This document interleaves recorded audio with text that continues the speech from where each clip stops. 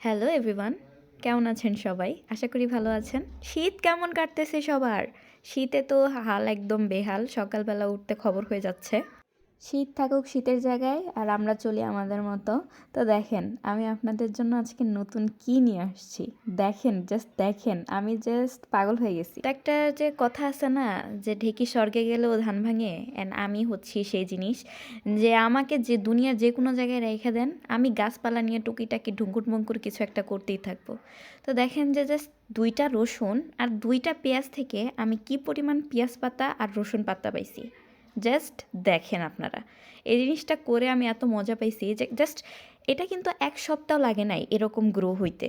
আর পানিতে যে এত ভালো গ্রো হবে আমি বুঝতেও পারি নাই। জাস্ট দেখেন, এক মুঠ পরিমাণে পেয়ে গেছি। মানে ধরেন একটা ভালো একটা তরকারি ভালো মতো হয়ে যাবে আমার।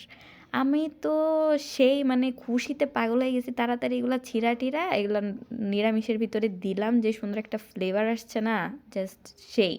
তো আপনারা সবাই এই জিনিসটা ট্রাই করে দেখবেন। আর কিভাবে আমি এই জিনিসটা করলাম এটা যদি আপনাদের জানার আগ্রহ থাকে তাহলে অবশ্যই আমাকে জানাবেন। আমি এটার একটা টিউটোরিয়াল ভিডিও করে আপলোড করব। এখন তরকারিটা ভালো মতো কষায়া এটার মধ্যে পানি দিয়ে দিব। শুধু নিরামিষ দিয়ে তো আর খাওয়া হবে না, তো সাথে একটা মাছ নিয়েছি। মাছটাকে ভাজি করতেছি, একদম সরিষার তেলে মচমচা করে ভাজবো। খেতে খুবই মজা লাগবে। তো সবাইকে শীতের শুভেচ্ছা। শীতে সবাই সুস্থ থাকবেন আর আমাদের জন্য দোয়া করবেন। আল্লাহ হাফেজ।